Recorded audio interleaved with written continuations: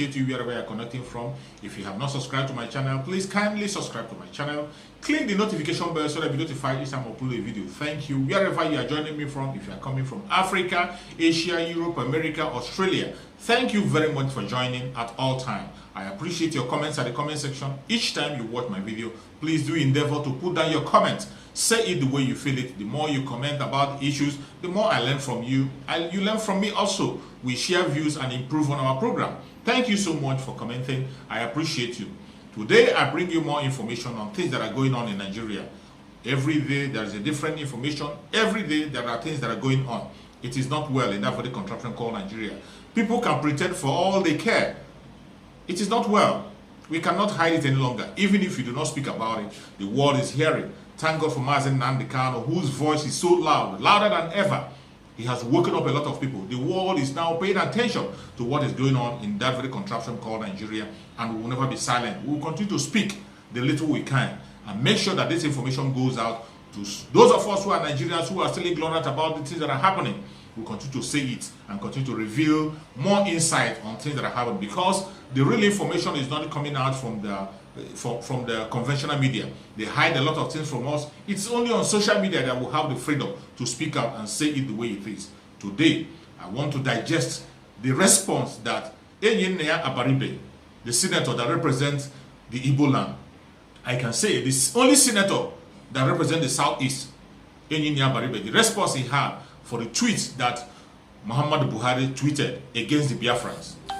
The tweet that have brought a lot of uproar in the world. The tweet that made Twitter to suspend him. Even Facebook suspended that removed that very tweet that Mohammadu Buhari tweeted, to show you how serious the issue was. It wasn't a joke. Some people think it was just an ordinary tweet. It wasn't another tweet. It was a hate speech, a very straightforward hate speech and threat to the Biafran people. So Twitter took it down. Facebook also took it down. And Senator Enyinaya Abaribe has to give a response to that very issue. But before I go to Senator Enyinaya Abaribe, so many other people are reacting to that very tweet. So many people are talking about that very tweet. It is not a good one. The threat to the Biafran people is not a good one. What Mohammadu Buhari did is not good. As somebody who calls himself a president serving the people, president for the people, this is more reason why every Biafran should know that they are not part of Nigeria. They are not. No matter how we pretend, how we try to associate with them, no matter how we try to make sure that peace reigns, we continue to hold on to the one Nigeria, but these people do not want that one Nigeria. We keep on pretending about it, but every of their actions, what they do, more especially in this government of Mohammadu Buhari, they cannot hide it any longer. They can't hide it any longer. Biafrans are asking for referendum for them to decide their fate. You came upon them hard. They were protesting without any arm. You killed them time without a number. Up to date, it has not been a record that IPOB killed anybody or the Biafran agitators killed anybody. It has not been any record anywhere that they killed or they took any life. They have not done so. But the government came hard on them, killing them every now and again. Then, that wasn't enough for them. They have now made it open and legalized it to bring war to the southeast part of Nigeria, the Biafran land as a whole. This is what is happening in Nigeria now. And when the tweet came out, thank God that somebody like Ayo Adebenjo responded. I would like you to hear what Ayo Adebenjo, the leader of the Afenifere group, the Ududua group. Listen to what Ayo Adebenjo has to say. The president speaking about those perpetrating violence in the country, quote, he said, "Those of us in the fields for 30 months who went through the war, we treat them in the language they understand. We are going to be very hard sooner than later," end of quote. Chief Adebanjo, what's your view on that? It's a very unfortunate statement from the president of a democratic country. I was very sad when I heard it. When I was informed, I thought it couldn't be.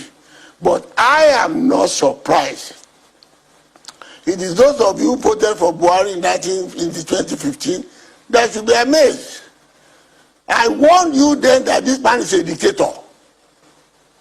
He is born a feudalist, he is trained as a dictator, and he has no he has no respect for the rule of law.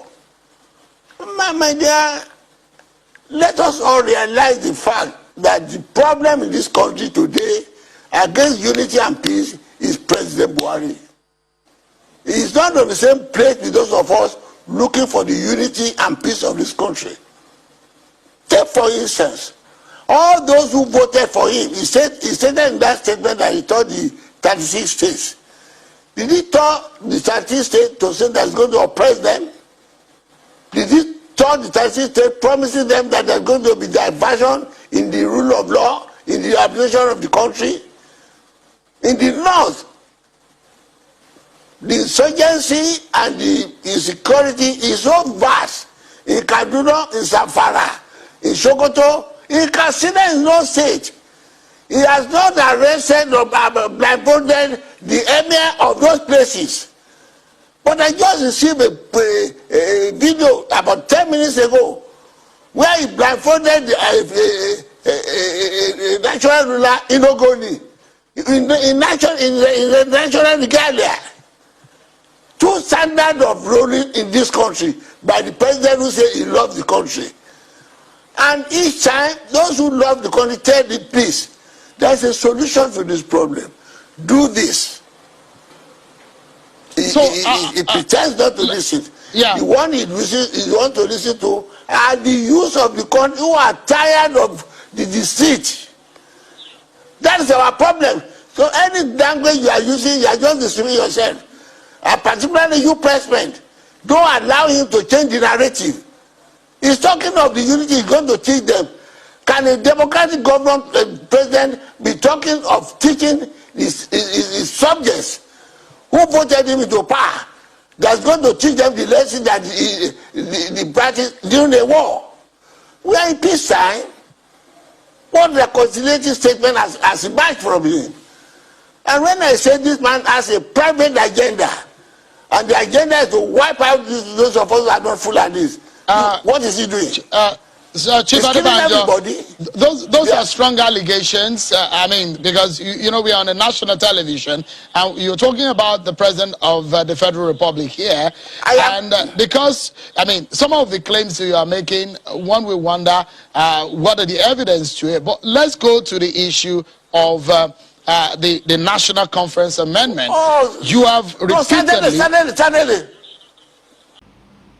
Well, after hearing from Enyinaya Abaribe, a man that has been consistent from time, you can know that we are on the same page. The Biafrans are on the same page with the Oduduwas. Biafrans are the same page with Oduduwas. After hearing from Enyinaya Abaribe, that is an assurance that it cannot be business as usual. 1967 is not 2001. A lot of things have changed. Biafrans are not the Biafrans you see in 1967 are not the Biafrans you are seeing now. Biafrans you are seeing now, they are all over the world and their eyes are open. They have everything it takes to run a country. They have everything it takes to run a country down. They have everything it takes to build you, and they have everything it takes to destroy anybody they want to destroy. This is a lesson that this very government need to learn and know. Maybe they don't know about it. So now I'm going to share with you the response of Enyinaya Abaribe. The response of Enyinaya Abaribe, a real answer to Mohammadu Buhari, who said he's going to teach us the language that we will understand. Enyinaya Abaribe tried to explain the language for him. The only language that Igbo people understand is Ebo Beru Gubere. In case Igbo Yebere, I go see Ebo Yebi. As we explore alternative measures in response to the tension in the Southeast, Senate Minority Leader Senator Enyinaya Abaribe is here with us from our Abuja studio to discuss what needs to be done by government and other stakeholders to name the regional crisis in the bud. Welcome to the show, Senator Abaribe. Good morning. Good morning, Ruben. Good morning, Nigerians. Yes, Senator, it's very good to have you here. Two quick issues in the last few days. First, 6 years of the Buhari administration. The minority caucus in the House of Reps issued a statement through, I think, Honorable Ndidi Ilumelu to say that the House of Reps minority caucus disagrees with all the achievements of the administration that have been publicized by Femi Adesina and Minister of Information, Lai Mohammed. What's the position of the minority caucus in the Senate? I don't think I've read anything about that, although I've seen a statement by the PDP in that regard. And then what do you make of the situation in the Southeast? The lockdown, the role of IPOB, and the response by the federal government. Those two issues in the last few days.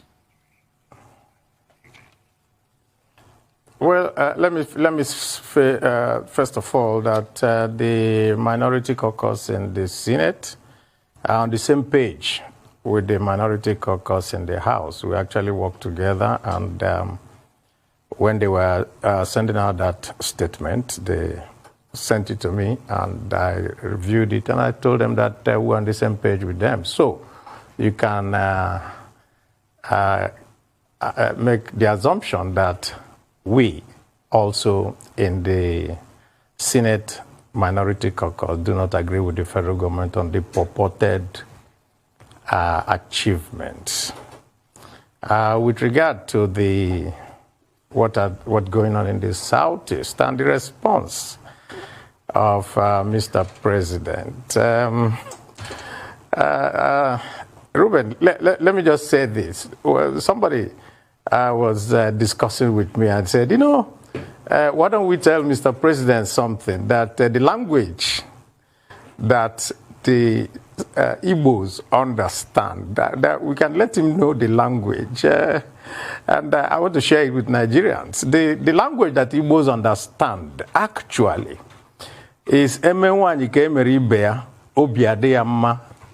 In the days when we had polygamy that is rife, when you treat every wife the same way you treat all of them, they will be happy. In other words, treat me as you would want to treat every other person. It is this imbalance in treatment, this unjust treatment of people, that is leading to this whole, I would say, response by violence. But I can say one thing. The Southeast Caucus, both in the House and in the Senate, we issued a statement a couple of days ago. And what we said was that we totally condemn the violence that is enveloping us in the Southeast. No, none of us supports the raging violence there, the killing of policemen, the destruction and the burning of government offices, INEC, courts, and so forth. None of us supports it. We know, and we know that you can only get what you want by negotiation, and that you're not going to get it through a violent means. But another thing that we also know is that the response that we're getting from the federal government does not seem to us to be a response that is calculated to douse tension and bring peace. When you threaten to visit on people depredations of civil war, what type of message are you sending out? We expect Mr. President, as the father of the nation, to be able to embrace everybody. But you see, we have always seen this pattern. And this pattern is that it doesn't matter what happens elsewhere. Anytime anything happens in the Southeast, it is when the president comes out and with this and says, we will crush you, we will do this, or we will do that. And we think that that is not a way to go. If you go to the airport, and if you're coming from the airport in Abuja, you will see this big banner with a very beautiful photograph of Mr. President, and that banner says, Baba for all. So, if Baba, rather than being for all, is for some people, and then for the Southeast, you tell them that I will deal with you. I don't think that people in the Southeast are going to be very, very happy about that. And that is what we see. As for the root cause of what is leading to all this, we have consistently said it over the years, and that has always been that the root of everything is justice. If you do not give people justice, the impression will always be created in the minds of those from the Southeast that they are being seen as people from a different place. Let's just put it that way. Because I remember that when we started shouting about the incursion of the herdsmen, the killer herdsmen coming into Nigeria and coming down south to the Benue Plateau, and there's so much killings and all that. And we continue shouting, this, what's going on? And we were always being given very different reasons for which we should accommodate foreigners. And we couldn't understand it. And I remember that on the floor of the Senate, we all condemned it, and condemned it not just by those from the Southeast, but everyone. And so at this moment, where things have gotten to this point, to now see that it's only one part of the country, the Southeast, that is going to be visited with the might of the federal government makes all of us, well, say that we could find a better way and a better path. And the only way we can do it is engagement with the people. We must engage. When the Southern governors met, they said, try to engage. Everybody has been saying, try to engage. Ruben, we are still waiting for that engagement. Well, I was explaining the situation, the position of Igbos in Nigeria to a foreign friend of mine, and I used the phrase stepchildren is how Igbos are treated. So it's funny you should mention polygamy. I took it to a different level. But I want to play devil's advocate here and ask you if you feel personally threatened by what the president said as an Igbo man, or if he was actually referring, if that tough talk was targeted specifically at criminals causing unrest in the Southeast, because those are the people making Igbo women widows and Igbo children orphans when they go and murder police officers and murder innocent, peace-loving Igbos trying to just get along with their lives. Well, also in playing devil's advocate, let me also play the reverse to you. Was any threat made to all people in the Northeast, with all the killings going on there? Was there any threat made to the people, even in the president's own state of Katsina, with all the killings and banditry and everything going on there? None. So why the Southeast? That is the question that we always want to ask. And I think really that let me also use another adage in Igbo. The world view of the Igbo is Egbe bere, ugo bere. Let the eagle and the hawk perch together. Let no one tell the other don't perch. That has always been our feeling. Now, Igbos are the most widely traveled people that you know. And we also have an ethos, and that is Ojembe Enwe Iro. We cannot be angry with people because we also go out everywhere. So when this type of, I would say, personalization of the angst, what it tells us is something. And with all due respect, it just makes every Igbo feel, including myself, that somehow, when there's a big problem in Nigeria and you need to resolve it, use the Igbo head to resolve that problem. That's that. But let me tell you one other thing that I'm very, very happy about. And that is, When the Minister of Justice made the unfortunate statement about spare part traders, you saw Nigerians all come out and say, I'm a spare part trader. And that, of course, gladdened everybody's mind.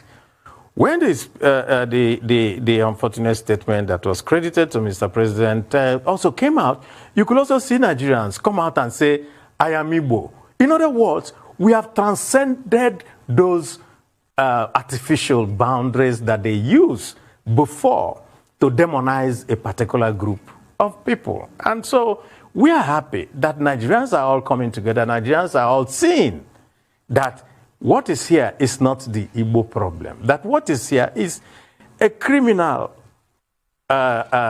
syndicate going around all parts of the country, and the government needs to unravel it. If a criminal burns a police station or kills, and then you do nothing, and then you now go and arrest every villager that you see on the street, which is what is going on in the Southeast, you cannot be resolving the issue. What you're actually doing is that you're letting everybody know that it is us versus them, which is not a very good way of building unity in the country. So we, in our statement, now said, let the Inspector General of Police and the other security agencies conduct in-depth investigations, bring people, try them, not to just round up youths that you see, conduct extrajudicial killings, and then say that, oh, you have resolved the issue. You don't. You actually push it on the ground, and it continues to fester. So we have been calling and calling for an engagement, a civil engagement that will resolve the issues bedeviling the country. Okay, Senator, thank you so much for your time. You've been calling for a civil engagement, and everybody have been talking about that civil engagement. You stood as surety for Nnamdi Kanu.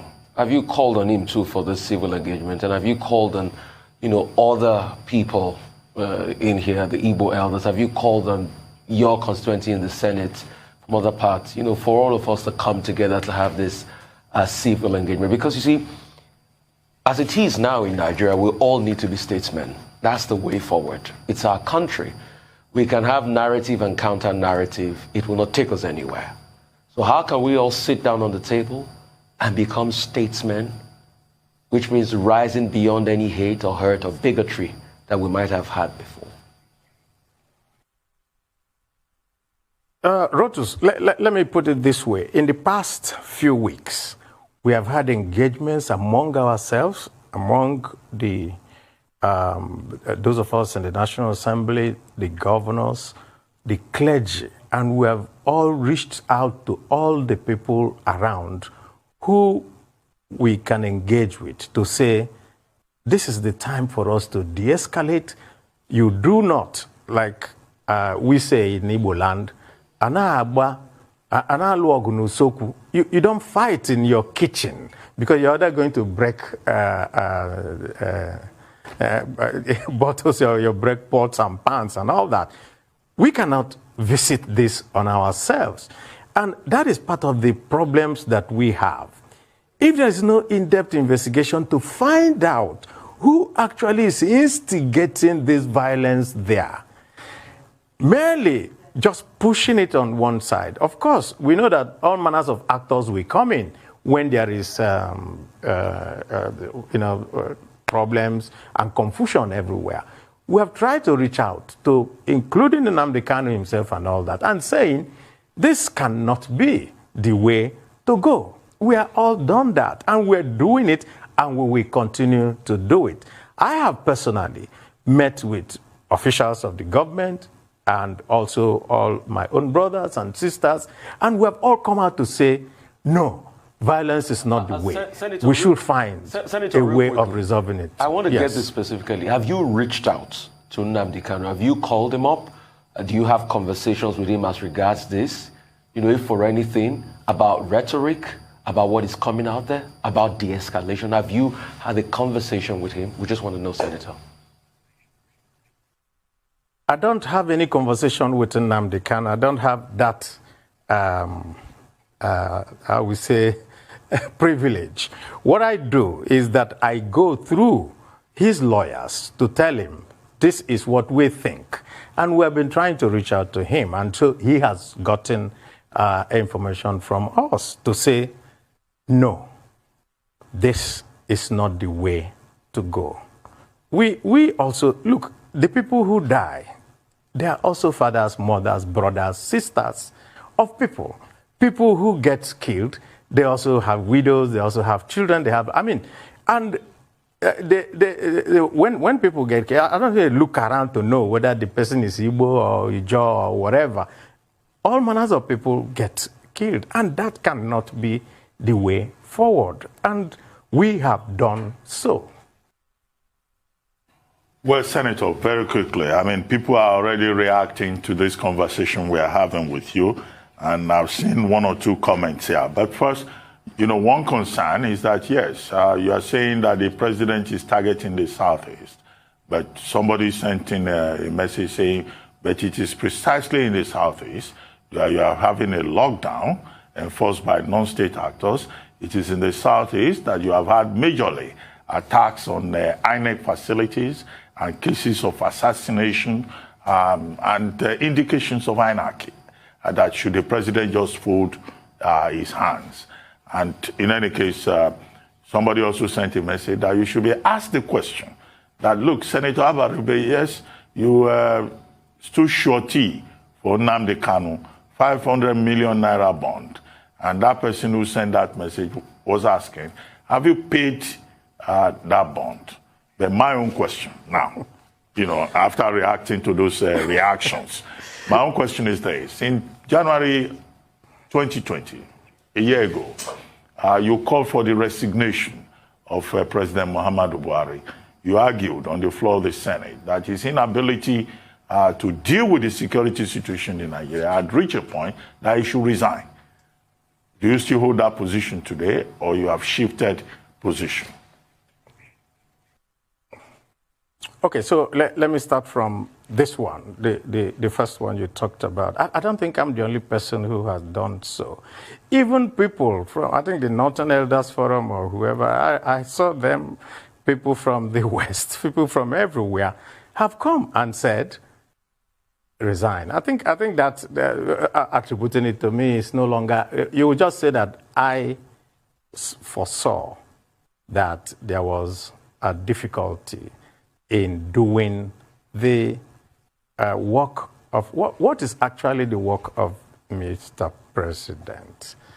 The job of a president is actually to lead us towards, I would say, better welfare, better prosperity, everything, and to be able to wield the diverse parts of Nigeria together.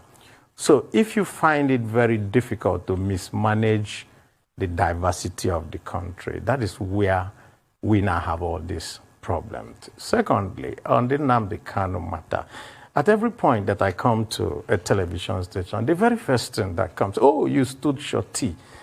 Everybody forgets that this was a legal requirement for his bail. It was ordered by a judge saying a senator, and I was chairman of Southeast Senators Forum. And so I had to step up to the. So when people now make this mischievous comment to say, why, so you stood bail, did they expect that no senator from the Southeast will be able to stand? Oh, was that the thinking? I don't think so. I think a judge just made a prefer, and then we stepped up. As for whether I paid or not, I think that's a legal matter that the courts are handling. And we are in the appeal court now, and the matter is going on. I think that really, instead of having an honest conversation about the problem of Nigeria, usually people bring in extraneous factors, and the extraneous factors now tend to dominate the conversation. The conversation here is simple. We are having an existential problem in Nigeria. And when you have this type of problem, statesmen come together to say, how do we resolve these issues? And all that we have said is, can we all come and even have a conversation on it?